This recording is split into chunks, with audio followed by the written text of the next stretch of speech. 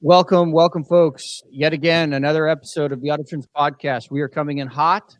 We are coming in yet again with more experts in our industry. It's really a great honor. I know when we kicked off the AutoTrends podcast this year, we had a lot of ideas on really what we wanted to do. And our number one focus from the get-go was to bring our industry experts, folks who have been in the trenches from a high level, low level, in and out, to really level up the industry. I think we're at an interesting time with data, data governance.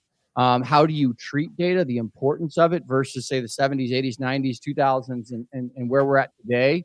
We're at a digital crossroad, and it really is exciting to bring, yet again, more experts into the podcast to talk about data, talk about PEMDM. What does that mean? How does your business evolve from it? How should you be thinking about it? We always love having experts on because not only do they make the AutoTrends podcast awesome, but they make it awesome for you and our listeners. So without further ado, I'd like to just say welcome, Lucas Welk, our co-host. How are you doing today, bud? Great, Gideon. You? Awesome. Had a good weekend. I got new AC units in my house. Cost me $27,000. That's neither here nor there. So I'm doing okay. Right. Beauty. No, we were talking earlier. We're really looking forward to this episode with Nils and with Sam, and we were kind of joking around before we hopped on the podcast that these two guests, I'm looking forward to having them on because really this is 100% out of my realm. Their knowledge and expertise is something completely different, obviously, than mine. So it's something I'm looking forward to, and I think our listeners are going to enjoy that as well. Yeah, absolutely. And without further ado, guys, I know to our listeners, the best way to support the AutoTrends podcast is to like and subscribe. It really helps us bring forward content and experts into the realm of the AutoTrends. But without further ado, Sam Russo, returning AutoTrends guest with head of industry at Pivotree, and then Nils Pedersen, Stibo Systems, 20 plus years in the industry, heavily involved with MDM. And that is not a drug acronym. That actually is a data acronym, but I'm not going to tell you what that is.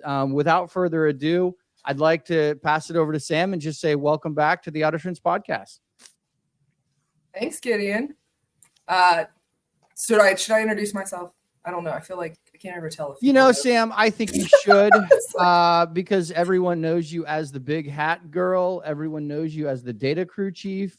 People should probably know your name. Yeah, I'm not. People always see me as like the personality hire. So you hired her because she's got a great smile. So I'm Sam Russo. I'm head of industry at Pivotree for automotive and heavy duty. I have spent 18 years in the automotive world, but in various capacities. I've spent the past 8 years on the data management side for two major retailers, a manufacturer and a third-party data solution. And then also my husband owns an automotive shop here in Atlanta. And I feel like I just have to have like commas. I'm also a member on the technology standards committee with AutoCare. I am on the ACP and leadership committee and the MEMA's business tech council. All of that to say that I live and breathe automotive, and I swear I find time to actually get work done. Atlanta, doing a lot of big things in Atlanta. No, Sam, over the years, it's been awesome to get to know you. Awesome to just kind of be, linked in the industry. I think it's awesome to see that the same objectives, the same vision is really at the heart of the industry. And that's what I love so much about it. And I look forward to doing amazing things with you in the industry. And I think we can confirm, guys, Sam is not a hire because of her personality or her smile. She's hired because she's freaking good. Okay, so let's start there. And then without further ado, the legend Nils Pedersen, I think this guy was absolutely hired for his knowledge and good looks probably too. Welcome, Nils. Thank you, Gideon. So yes, Nils Pedersen has spent 25 plus years doing data management and in the automotive industry as well. I always see myself as a process optimizer and process automator. So no matter what I'm involved in work or in my spare time, there's always some competition that goes about it. So this is my first time on that podcast, so I'm excited to be here and with my friend Sam as well. Yeah, no, awesome. And really, really welcome. And that's what the whole intent is, really, to just elevate yourself, elevate the industry. We really want to continue to move forward. And if you don't, for the listener base in the automotive, and I think this is a relevant question, walk us through Stibo Systems. You've been there 20 plus years, obviously an expert in MDM. Walk us through a little bit about Stibo, and then also walk us through MDM. Right. So I'll probably take the short version of it. The Stibo, the parent company, is about 230 years old. So I haven't been there. I'm not a founder. Let me just say that. But I have been with the company for over 25 years, coming up on 30 years, and we've always been in data management space. We started doing catalogs and producing print catalogs that became management of the product information that went into those catalogs, that became data management for the enterprise, mostly around product. But it has then evolved into other domains as well. So digital transformation to support the business transformation that goes along with the digital transformation, that we expanded into other domains as well. So if we're looking at a company and what is the definition of master data management, so I look at that's the core information that every business system that you have will have some aspect of a product, some aspect of a supplier, some aspect of a customer, or some aspect of a location, whatever is the core data that you have in your company. And in order to run efficiently, in order to operate efficiently, and in order to transform, you really have to manage and stay on top of on every single one of those pieces of information. And all of your business systems needs to be in sync. So if you're calling customer service, it's like, yeah, we don't have the latest information about you, or your e-com solution doesn't have the latest information about you, or whatever it has to be. So that's really, by definition, that's what master data management is the discipline about managing your core data, and then there's ensuring that all of your business systems are in sync with the latest version of that data. So I hope that's the short layman's version, an explanation of it, that you can't run efficiently unless all of your systems are in sync, and that is by definition what master data management is. Yeah, that's awesome. And one question, maybe just a little sidebar question, and Sam, we'll get to you.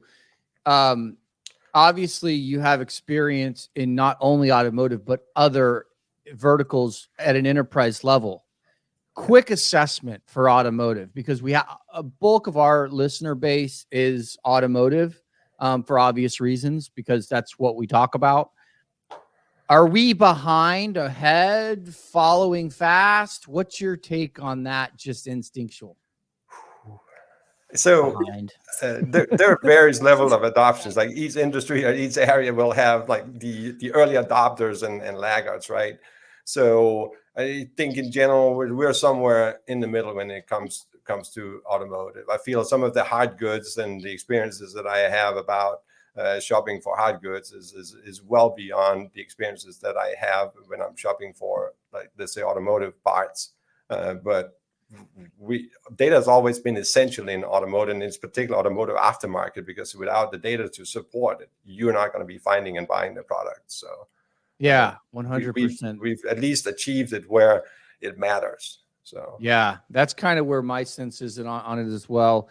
Some do okay, but I think largely as a whole, if you just did a flyby bird's eye view, I think there's areas that we absolutely, as an industry, can improve upon. So it's Sam, Pivotree. I know, head of industry, you're doing a lot of awesome things. Tell us a little bit about there. I know we're going to get into kind of one of the topics of MDM versus PEM. I know there's a lot of discussions. I think there's probably some lack of clarity on what the two is, or why would you use one? Why would you use the other? But walk us through a little bit about Pivotree and what you're involved and engaged in with the industry on your end. Yeah, I mean, as you know, I'm heavily involved through Pivotree and through industry. So Pivotree is a strategic partner in the automotive space.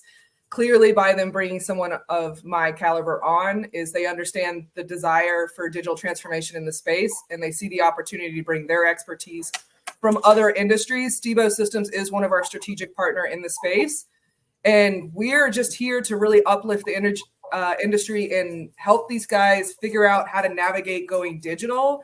And that can be from commerce channels. Some of the players in this space, especially heavy duty, are a little behind when it comes to digital channel marketplaces. And that goes back to data foundations. So Stibo is a strategic player for MDM, but also if you're just getting into that, and we'll get into it, they're a strategic player for product and managing fitment data and standards such as ACEs and PIs. So we really help the players in this space not only navigate how to basically go after this mountain or this elephant chunk by chunk and feeling less overwhelmed. We have a lot of accelerator tools, but we have a lot of expertise in data management beyond just MDM and PIM. We understand data governance, data quality, and standardization, and accelerating to standards adoption. Walk us through. You've come from a very, very, very long background in automotive. You're married to automotive guru, right? Yeah. What's your take from your end, the evolution of the industry? I've been in it roughly 10 years. Again, you know, I think we're about the same kind of age class when we, you know, but Yeah. what's your take on the evolution? Do you think we're seeing progress quick enough? Or do you think that maybe we're lagging? Or the last 2 years we've seen exponential progress, but we still have a lot of work to do? I think in literally the past 5 years of me being heavily involved in auto care, or like basically scratching my way through into auto care, I think you've seen a shift in literally as short as 5 years. When you went to like ACPN Knowledge Exchange, because that's what it was before it became Auto Care Connect conference, it was kind of like we just did the status quo with the standards. There was no really involvement. We couldn't rally the industry to be involved. It was really kind of a mystery when it comes to data and going e-commerce. People were kind of adopting e-commerce or just standing something up, but not really investing in its growth, and still just doing brick and mortar. What I like to say is like their digital commerce was more a digital catalog. It was taking a paper catalog and making it digital, which is not really commerce, right? It was giving their sales guys behind the counters the ability to look up on a screen rather than a green screen, rather than pulling out paper catalogs. And that was kind of where I saw the first emergence. But if you look at that, that's not a true e-commerce experience. You guys will know that ahead of me, but I think there's a big call to action, and you can feel it. I don't know if it's because the millennials are coming up into the industry and we're kind of like, we want to function from our phones. It's not just Gen Zers, like the millennials that are coming into leadership, like we function from our phones. Like we're like a middle generation where we remember when the internet wasn't here, but we grew up with the internet. And so now we've adopted the tools, and the generation that's coming up behind us is fully functioning from those tools. So we do have a lag, and the industry, as I've mentioned, is very fragmented, especially in heavy duty as to the adoption, but it's going to come from the leadership down. And I think, at least the way I feel in the conversations I'm in, there's a lot of advocacy and focus on educating the industry to kind of rally the troops to start doing these digital things. I totally agree with you there. I think we're at an interest, because I didn't get a cell phone personally. I'm 38 years old. I didn't get a cell phone until I was, basically a freshman in college. And then to see it all evolved. Nils, I would be curious on your take. I think you come from maybe an area where maybe the digital transformation was probably before the automotive time for sure. I mean, do you kind of see that same path happening in the automotive that maybe has happened in other verticals from an MDM perspective? Yes, so it's about supporting the customer experience and so forth, right? So is it e-com or is it in store and so forth? But it's really all of it, right? Like the shopping experience, we can call it like omni-channel or omni-commerce or unified commerce, whatever whoever wins the poetry about what we're going to call it. But the experience is, I'm starting on my phone, or I'm on my phone as I'm in the store. I don't go to the store unless I've already looked it up and I know this particular part that I'm buying or whatever. That's what I see in other areas as well, that it's supporting of each other. It's not they're not mutually exclusive. They're not exclusive. It's not like one is buying one way or the other. You're in the store, you're looking up a part, and you want to see what are the reviews, what are people saying about it, does it actually fit your car, and what are the other options, and so forth. So that's really more of the experience that I see in the transformation that we were going through. But in order to do that, all of the underlying and foundational data has to be in place to do it. So it's easy for us as consumers to have large expectations. But when you start looking at what does it take to facilitate those customer experiences over just facilitating a transaction of a part that you happen to have in the store, it's much more complicated. And that's where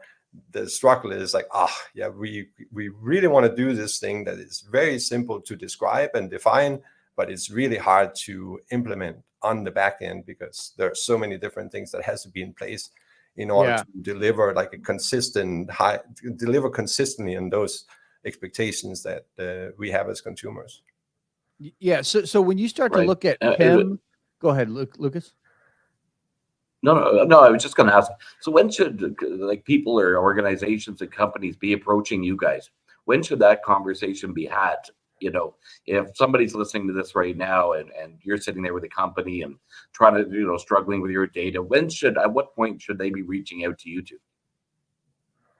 Sam, do you want to?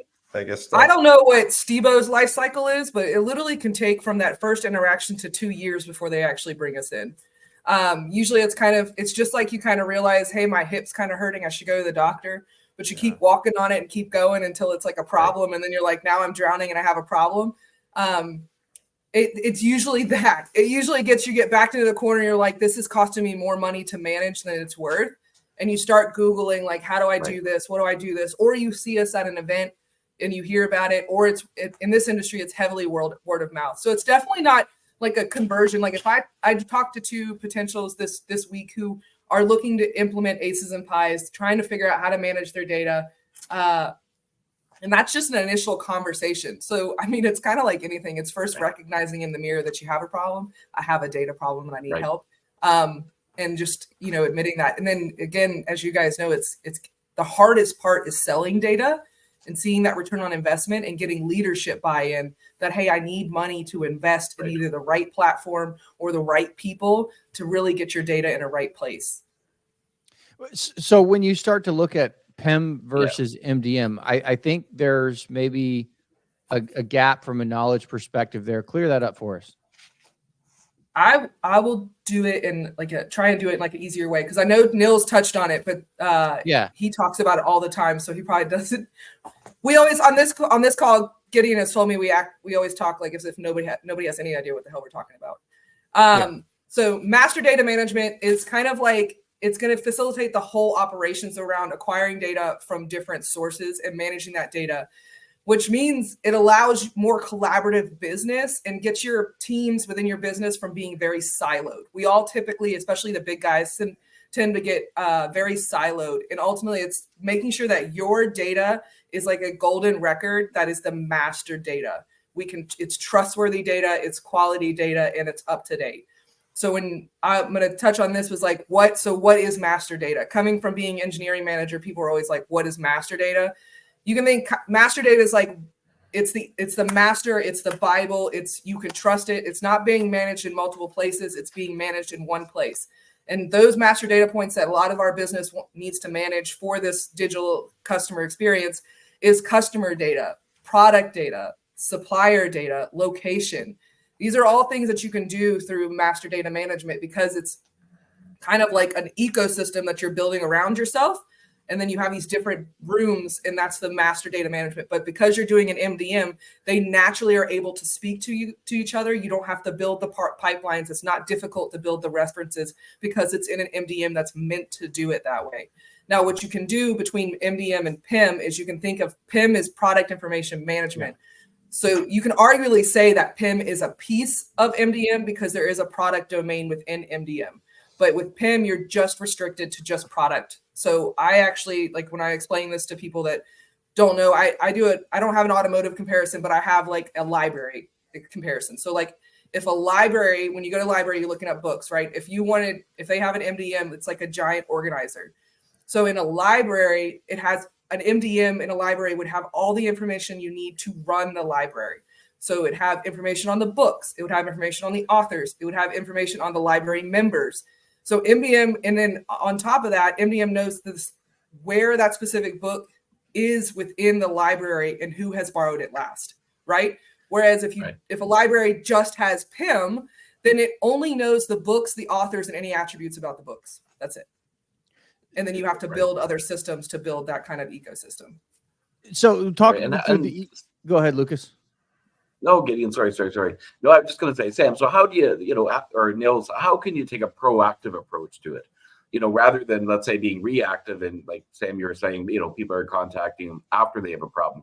But if I'm sitting as an organization and me being unknowledgeable about this, but if I'm sitting with an organization saying, I don't want to get to the point where I have a problem, I want to take a more proactive approach. How do I do that? So from my perspective, it depends on the maturity of the company that you're dealing with. So if it's like you're having strategy sessions and long-term strategies, and then you say, well, we have to do certain initiative. Let's say we want to do something about adding a customer loyalty program, for example, or doing something where it's like, well, we want to sell services more so than just selling products. And it's like, well, as part of that, what is it? What do you have as part of that strategy? What systems and solutions do you have in place in order to deliver on that? So if you do it that way, then we naturally, an MDM or PIM become naturally part of that conversation. Whereas in the past we've seen, let's get this e-com solution up and running, and now you can order product, you can search for products. It's like, well, how do we get products to it? How do we make sure that the quality of the data that is supporting whatever the drill down searches or the keyword searches and so forth? And how do we make sure that everything has pictures and so forth? So that's the reactive approach to it, that you create the point solution first and then realize, we actually need to get some fuel for this thing for it to run. So the people who are having long-term strategies and can think holistic about what does it actually take to get all of these programs running are the ones that will do it in a proactive way. So, and MDM, is that highly connected to the ERP? It can integrate. Yeah. It almost has to be to some degree. It does. It is.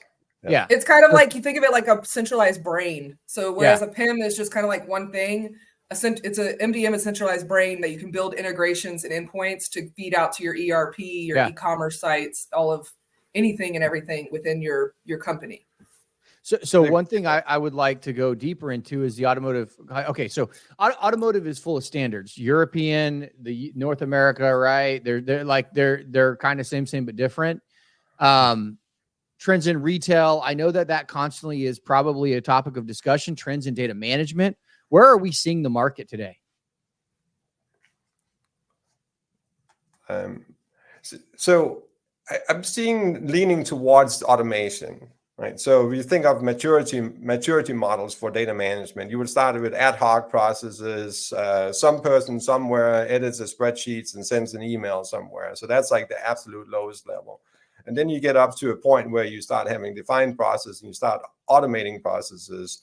And so whatever the automation of processes, whatever, like a level 3 before you start automating. So I'm seeing a lot of trends towards, hey, we want to do direct systems to system integration. We want to have APIs to either retrieve or share data with. So, and that's a really good point to get to, because without automation, chances are you're gonna introduce and continue to have errors in it. So I feel that there's automation to happen, and that will also speed up things. It will reduce errors and so forth. So I see that not just in automotive, but in other areas as well, where we're dealing with industry standards, the exchange of information, relying on standards and so forth. So automotive is in a similar place as other industries where they have standards as well. Yeah. So, but when we roll into globalization, right? So the piece of globalization, every large organization, I think, manufacturing perspective, the big ones are certainly global, right? The Tennecos, the Gay, they're very Asian. They're very much global organizations. How is that impactful from region to region when we think of MDM? Is there a connectivity layer that will bring this together in a bigger way? or are those still siloed because maybe they're operating on different standards from a data perspective? They're definitely operating different standards from a data perspective. And I know this, we're going to need to do the cross between, let's say, the tech doc and the auto care. But then you start looking at it, it's like, have you been to Europe? Have you seen the cars that drive over there? It is not, yes, they're driving BMWs, we're driving BMWs, but it is not the same car. They're driving 4-cylinder diesel station wagons, right? We don't have any. The notion of the mapping between the standards is not necessarily there because the vehicle park is different. So, but there is a globalization aspect of it. They used to be global companies, but they were not organized globally. But we're seeing a trend towards, yes, you're global companies and you're global organizations with global entities more so than, yes, we have an operation in Europe that is completely separate and different from the one in the US, for example. So we're seeing more of a transition from global companies with very autonomous regional presence to global companies with a global organization structure. I hope that makes sense. And once you have the structure in place, now other things can then happen because of that. And I know, Nils, you talk a lot about data strategy as being the start of what you do with the end business outcome. Yeah. Walk us through how we should be thinking from data strategy to business outcome and what that looks like. What's best practices to think about it? Because ultimately we're doing all of this not because we want to do it for our health, but we're doing it for the health of the business to position ourselves to grow for the future and earn market share, make a living, and serve the market, et cetera. Right. The way I like to look at it is like starting with supporting the business. So we have a tagline that says better data, better business, better world. But it starts like, what is the business that we want to support? I've also been in situations say, well, we want to have it like a centralized data pool, centralize everything, and then come in and realize that your organization is from a business perspective are two different organizations. So you need to fix your business and your organization. There's not a data problem that you have. So always look at it like, what is the business problem we're trying to solve for? What business process are we trying to optimize? Like every piece of data that's created or consumed is part of some business process. I always like to think of like, what is the business aspect of what we're doing and supporting that and helping, and that drives towards the business outcome.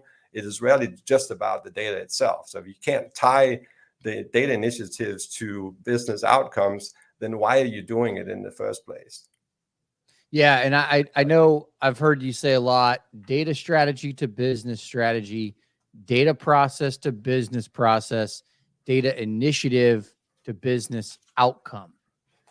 I think that's a really important piece because when we think of these conversations, it's kind of like thinking about insurance. I need it, but I don't really want to read the fine print, right? It's a little bit of that same kind of model. So I think, and this probably would be something for you, Sam, is when we look at the commerce perspective, I think we found everyone's like, yeah, we're in e-commerce. Well, we were digitizing the catalog, right? Yeah. But walk us through that kind of foundation. And I know you talk a lot about the difference is in a F1 race is the pit crew. Walk us a little bit through the foundation of data, the commerce foundation to the outcome. Yeah. So that goes back to like the digital shift that we've done. And we all know that 2020 will be one of those years in history that'll just change, but it was a huge impact on the automotive industry. Not only did we get deemed essential, so we feel a little even more bigger about ourselves, but we saw like the people that reacted to the shutdown, we saw innovation that probably should have happened over 10 years happen in one. And then also our consumers realized that they didn't need to come into a store because we pivoted to keep all of our jobs and to keep selling products. We pivoted and thought innovatively to be able to provide products without the customer coming into a store. And I say that because even though that was 4 years ago, the consumers still don't want to come into a store. I'm a mom of a 7-year-old. It will cost me 50% more if I bring her into a store. So if I can just roll up and pick up the products I need and find them online, then that's what I want to do. I don't want to come into a store. And with automotive and the digital commerce is the customers don't want to go back. If anything, they want us to be more tailored. So now we have to become very customer centric, very customer focused, to where you're almost creating that personalized experience, which I've mentioned to Gideon, which is like the personalized experience of having that small town aspect where the guy behind the automotive parts store knows your family, knows what you do, knows what kind of car you drive, the maintenance you've had, to where he can say when you walk in that store, hey, you probably should replace your wiper blades. Well, with these software-driven vehicles, they're giving off millions of data points, right? And if you don't have a good core foundational data, whether that's a software solution like Stibo, or whether that's the data culture within your business. So it's not only the IT guys. You can't rely on your IT guys just being the ones that are holding the torch, saying we have to organize this data in a way that's manageable so that we can scale our business up. It's getting your business side, the business guys, the non-technical guys also aligned with where you're going, and making sure those guys are working in tandem like a successful partnership. Because I will steal this from one of my old coworkers, is we used to try to explain it is that we could build this giant fancy house, right? Like it's got all these rooms, all these things, it's fancy, I can access it. But if it's built on a really shoddy foundation, it's just going to collapse and cost us millions. So you can implement an awesome top of the line solution like Stibo or a commerce solution, but if you don't have that foundational data organized, clean, and trustworthy, but also have business buy-in, it's just going to cost you millions and tumble. And ultimately, at the end of the day, you're going to be really frustrated because you've spent all this money. It's not giving you the return on investment you thought it was going to do because you didn't have that core data foundation and the data culture that you need with it. Well, I go back to you Nils. I go back to Nils's original point: data strategy to business strategy, data process to business process, data initiatives to business outcomes. Right through that process, I think we find that. So, but that parlays into, I think, when we look at the future of vehicles, is obviously data. Right, they're absolutely computers. I don't care what it. I mean, that's what they are. Right, and so we know that data is becoming much more a part of our DNA as an industry that historically has been behind, but now we have called artificial intelligence that's been around for a long time. But now, how do we see that part of it? And I'd love y'all's take on: is that a shiny object, or is it here to stay, or is it in some capacity? How does that connect into the data discussion on that whole evolution of it? I can't believe it took us this long before somebody said artificial intelligence. So I think I this know, is right? the call. I will warn you though, Gideon wants like actionable, tangible things of how we're using it and not just high level. Yeah, Exactly. No, and sorry to interrupt. No, I was just going to say, Sam, just on your previous note there, when you were talking about articulating things, because again, I'm from the business world. I am the last tech guy. I don't even have Facebook, for God's sakes. I have nothing. So, but when I'm hearing you guys talk, it's so important. Like you're kind of making it simple for me, Sam. Like you're making a good point there where you're using analogies. Because as a business guy, I'm looking down from the top and saying, I don't even know if I need this. Is it going to add any value? It's going to cost me millions to implement. I don't know from a technology standpoint if it should cost $10,000, if it should cost $2 million. What's it going to make in the end? And so I appreciate you and Nils for kind of outlining that for us as to why we need it. And just because so often it's not very well articulated, and that kind of goes into this discussion with AI, because so many people talk about AI and I don't even understand it, as well as I should. But the articulation of the importance of it is very important. Yeah. So we are involved in a lot of AI initiatives and in many different ways. It's our own productivity. It's our solution that is adding capabilities. And then the data that comes from, like, you have core, clean, high quality data. You feed an AI engine with that, you get a scale up from like customer interactions that may be asking about, what parts does this particular product take? But so it is enabling AI technology, because like AI, this, oh, they're hallucinating. It's like, they're not hallucinating. They have just not been fed with the right information to deliver the outcome that you're expecting. So, and with, ChatGPT and generative AI AI has been around for decades. But it has put a focus on it, and it will be driving the need and the requirements for MDM solutions and PIM solutions to have the correct data to meet those expectations that we now have with the chatbots or the other things that we're expecting to be able to talk to our phone and say, hey, well, find something for me or do something for me. So I absolutely see a higher need for good quality data to drive those AI initiatives. So that's one thing I felt like we missed out on. Is like, we're talking about ERP. When you're a large enterprise, you don't just have one ERP system. You have 2 or 10 or hundreds. So that's what MDM makes sure that all of your various systems and platforms and so forth are in place. It's not just integrating with just one ERP system. It's a multitude of them. And that's like sort of key. And it goes for e-com and other business systems as well. We are often integrating, delivering data to like 100+ different business systems to keep them in sync. Sometimes there's duplication because of you just acquired somebody or you're splitting up or whatever it is. So it's much more complicated than when you're looking at larger enterprises than it sometimes seems. Yeah, well, I always kind of take it from a complex to a simplistic, and then you can begin to kind of unpeel the onion, so to speak. But when you even think of a large organization and you say, okay, yeah, 10, 15, I guess ERPs, but more like systems that support the business, right? Mm-hmm. Specific to whatever that need is.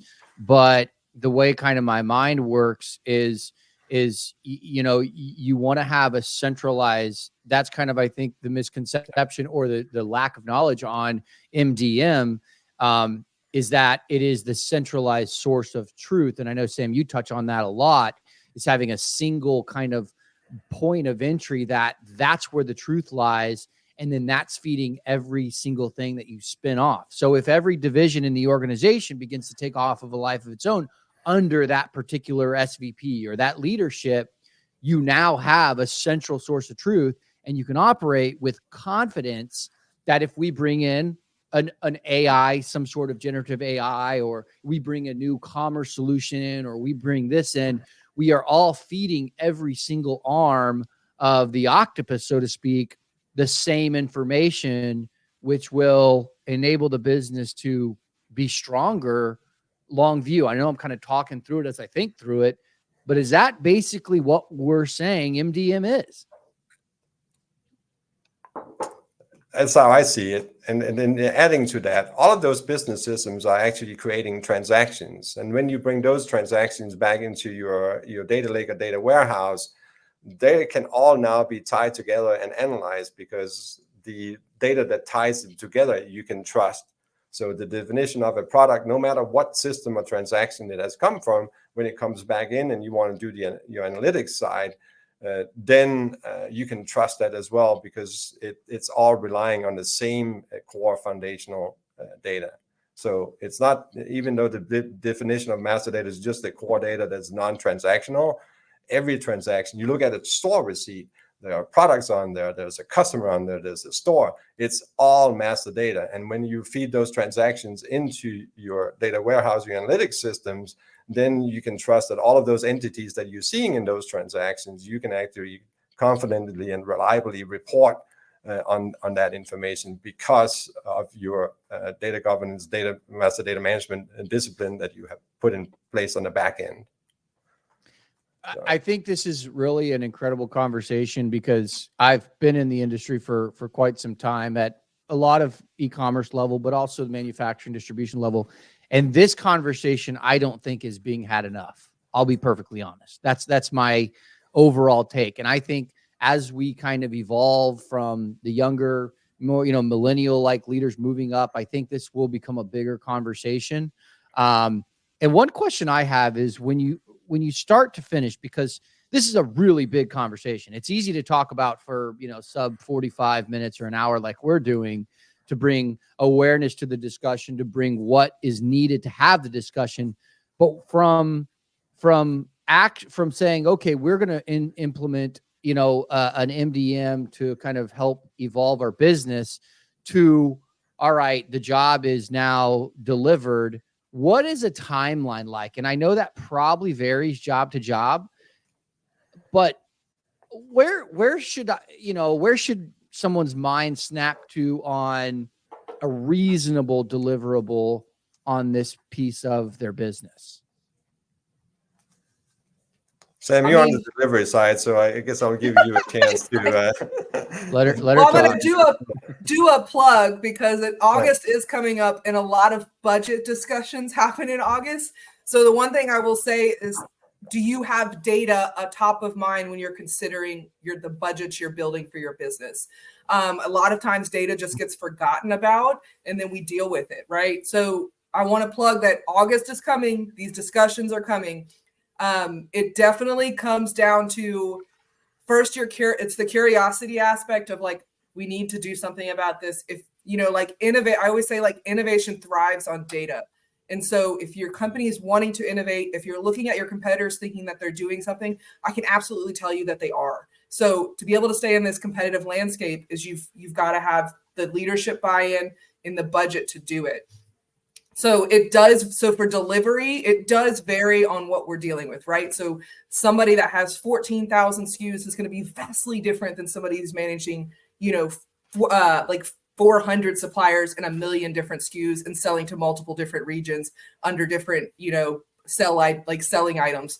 That's a huge difference. It's also a different of what they want to implement. Like, not everybody with master data management, not everybody actually starts with product MDM. You guys could have a PIM that you're good with, you're in a contract, you're like, this is good, you're not quite sold on it yet, that you need to do an MDM. So a lot of times Stibo will come in and do like customer MDM. Like, they don't have a way of managing their customers today. We know the key to like creating a really growth in your commerce sales is having that customer information, whether that's to do that strategic reach out to them to be like, hey, by the way, we have this rebate, we have this sale, or even like from a dealership aspect is kind of reach out to those customers to be like, hey, you have a recall or a warranty. Hey, come trade in. Like, you've got to have that customer MDM. So sometimes it's not always just starting with products. It's looking at what maybe is missing in your business that you feel could have the biggest return. And it really varies. It could take us, I'm going to be really modest here, it could take you a year to implement because you got to go through the discovery phase. People like Nils and myself, we come in there and do a discovery. We map out where all your data is going because we have to understand your ecosystem before we can implement something effectively. And then that could take, depending, because you need the business and everybody's busy, that can take literally like 3 months to 6 months, right? And then from then you get like a kickoff and it's like, all right, we all know what we're doing. And it's really like that pit crew aspect where the race is on now. The pit crew knows, we all know, Pivotree knows what we're doing. Stibo knows what they're doing. The business team of the company knows what they're doing. It's all scheduled out. We have a day, that date of the race is going to start. And then we just kick off and we all attack it all together as one true partnership. And like the actual implementation of an MDM to where the production's standing up, if it's pretty vanilla data and there's nothing crazy, it can be like in like 3 months, but most of the time it's something more than that because you can implement business rules and import configs and web UIs and references and fitment data and all of these different things, which is awesome, but that takes a little bit more strategy to implement. So it can go from like 6 months to a year. I personally would not want it to go longer than that because then now the customer is not seeing the value. But it can, to get your house stood up is probably 6 months to a year. Yeah, it follows typical business processes, right? Yeah. Discussion, discovery, details of what the build is, the start of the deliverables, and then an ETA on the deliverables. I mean, I think business to business, and that's kind of a very vague question, and everyone's going to have a different answer. But I think when you look at the size of your org, what are you trying to achieve? All of that can be achieved during the discovery phase of, are we multinational? Are we, is there rules around, okay, these are some complexities. But the more that I think that we're having this discussion now, I think my mind certainly snaps to a different thought of MDM. And I know, Lucas, from your end, you come from more of a global business operations perspective, having multiple organizations that have successfully exited from. how do you see it from your perspective, from an operational? I mean, what's your take? I'd love to hear that. Yeah, no, and like I was saying earlier, Nils and Sam have provided great insights because to a guy like me, from an operational standpoint, who's not a tech guy, we don't understand this. So we kind of need these experts to come in, and as long as, again, they can articulate exactly why we need that particular solution so that it makes sense to the decision makers, or a guy like me that's going to say, okay, I'm going to write the check, but I need to understand why I'm writing this check, and if we're going to automate stuff, if we're going to, kind of centralize things, what benefit does that at the end of the day, kind of like what Nils was pushing on earlier, is there has to be a business outcome to it. It's great to have this nice fancy system, but if we're not utilizing it properly, or the systems aren't in place, well, why bother? I think that's why it's so great to have these guys on, because I think a lot of people are in the same position that I am, that we talk to regularly, Gideon, on a daily basis. A lot of the automotive guys that we talk to, and we're talking from small to large organizations, aren't tech people. That's not their thing. Mm-hmm. They're not tech companies. They're automotive companies. They're making automotive parts. So they're kind of staying in their lane. So it just needs to be articulated this well. And I think it's a good understanding we got today. I think that's absolutely awesome, guys. And as we come up here on time, I'd like to flip it over to Sam as we kind of wind this down. Any final thoughts that you'd like to wrap up before we call it today? Yeah, I do want to give some like real life examples really quick for the automotive industry on the benefit of going multi-domain. Coming from being engineering manager and having to manage this stuff, one of the great use cases that's literally today is we are an industry that has growing regulatory pressure on us. Whether it's the parts that we sell, the emissions that we sell. Like I remember 5 years ago, actually longer than that, 8 years ago, when CARB came out, and I was working for an off-road parts company, and all of a sudden California you couldn't sell any kind of exhaust systems in California. So I remember staying up that night, having to add an attribute to every exhaust system literally the night before, because the law went in the next day to keep the products from going to selling in California. Now, escalate to now, and it's just getting, I'm going to say it's just getting worse. I don't know a nice way to say that. Is managing that is getting worse. It used to be, you could manage the data on the products and the emissions and the regulatory by like region, and then it kind of got down to state. And then now it's getting literally back down to like almost like street. Like I can transport a 55-gallon oil at this one store, but across the street, I'm not allowed to transport bigger than 5 gallons, right?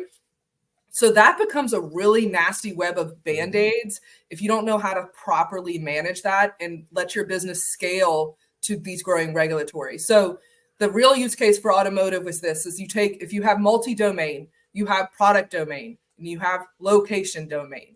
So here, stay with me with this. So on the product domain, you can add those growing regulatory, whether it's Prop 65, whether it's CARB laws, whatever it is, that's whatever new regulatory we get against us. You put it, you flag it as an attribute on the product, right? And then with location domain, you can have all your brick and mortar locations, right, that are in the different globally states, whatever. You have your different locations. That's how you're going to manage your location domain. You put the flag on the physical location within location domain that you can't sell these certain things. So then what happens is you have these two things to think about. It's like if you're like on a board and you're trying to do push pins and string everything together. What happens is this product has these attributes, this location has this attributes. So when they hit, they see the attributes match. And so then those products filter out on outbound so that those locations can't even buy or see those products. And that is a more like architecturally, that's a better way to manage the growing regulatory rather than just trying to do flags or Band-Aids that are just going to keep muddying your system. That's a huge use case for automotive, is managing growing regulatory with location and product domain. The other one that I want to give is like, if you want to do a really customer-centric focused e-commerce experience where I log into your ecosystem, your e-commerce or marketplace, and I feel like I have a personal touch, what I've bought, my habits and what I'm doing, the only way you're going to be able to do that is to have the right backend. So the right backend is obviously you need product domain if you're selling products, right? but then you integrate customer domain. So customer domain is going to keep feedback from your customers as the customer master data management. But then you can also, through that, same thing with the strings and the walls, you can build the reference to the products to where you can start maintaining the transactional data of your customers and create that tailored experience online. And those kind of moving parts really require the multi-domain approach, which is customer, product, supplier, location. And then you're creating basically an ecosystem around your business and your customers and how you get that customer focus first. I think that's an incredible example, and it's kind of makes a lot of sense. I think we are growing regulatory issues, state to state, right, region to region, globally. I think that 100% is. I know exactly what you're talking about when Prop 65, and then I was yelled at a few times about the whole California thing. I was like, oh my God, I don't know. You got to ask your Californian legislators. I'm not sure. But I think that's absolutely incredible. And those are things, obviously, Sam, you understand those very well. Those are things that people can reach out to you and kind of understand more, get a little bit more in-depth peek behind the curtain, correct? Yes. I'm an advocate for, as Nils knows, I'm an advocate for multi-domain just because it's an easier way to manage the data and then also look to scale up your data so that as your business grows, as whatever next trend happens, your business is in a position to scale up and innovate. Excellent. Awesome. And lastly, Nils, before we sign off, any additional words from you? No, look at it. We talked about the digitization, and which means that data becomes more like on the edge. It used to be that people could cover up for bad data and so forth, but when you put data on the edge and we're living in a digitized world, like bad data immediately shows up and have a business impact. There's nobody in there covering for it. So just, bad data, bad business, good data, good business, great data, great business, and great data starts with a foundation of MDM, because that's really what we're driving for the businesses that we serve. So awesome. That's the bottom line. That is awesome. Well, Sam, Nils, we appreciate you guys so much for taking time out of your busy week, out of your busy day, busy year. It is an absolute honor for us to have you on. To our listeners, we'll connect you guys via some LinkedIn posts that we'll have, and also throughout, I want to say 15 other podcast channels that this will be released to. Please do not hesitate to reach out to myself, to Lucas, Nils, Sam. Obviously, we are here for the industry at every level. We are the voice of the industry. This is the AutoTrends podcast.